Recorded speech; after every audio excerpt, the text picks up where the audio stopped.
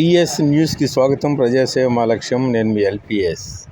2 ఏళ్ల అధికార పాలనలో కూటమి ప్రభుత్వం చేసింది ఏమీ లేదని పెదకూరపాడు నియోజకవర్గం మాజీ శాసనసభ్యులు నంబూరు శంకర్రావు అన్నారు.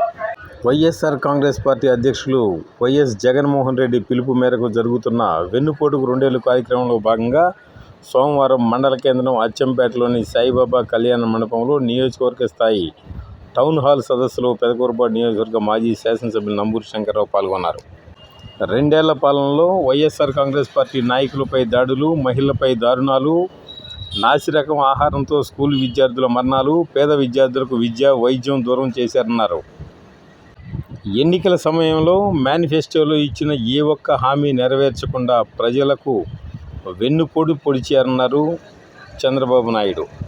ప్రతిపక్ష నాయకులపై దాడులు చేస్తూ, కేసులు పెడుతూ రెడ్ బుక్ రాజ్యాంగం నడుపుతున్నారన్నారు. కూటమి ప్రభుత్వం పరిపాలనలో అన్ని వర్గాల ప్రజలు విసిగిపోయారని, కూటమి ప్రభుత్వానికి బుద్ధి చెప్పేందుకు వచ్చే ఎన్నికల కోసం ప్రజలు ఎదురు చూస్తున్నారన్నారు. ఈ కార్యక్రమంలో పెదకూరపాడు నియోజకవర్గ వైఎస్ఆర్ కాంగ్రెస్ పార్టీ పరిశీలకులు యనమల మురళీధర్ రెడ్డి, వైఎస్ఆర్ కాంగ్రెస్ పార్టీ నాయకులు, కార్యకర్తలు, అభిమానులు, మహిళలు, రైతులు, విద్యార్థులు, లాయర్లు, డాక్టర్లు, మేధావులు పెద్ద ఎత్తున పాల్గొన్నారు.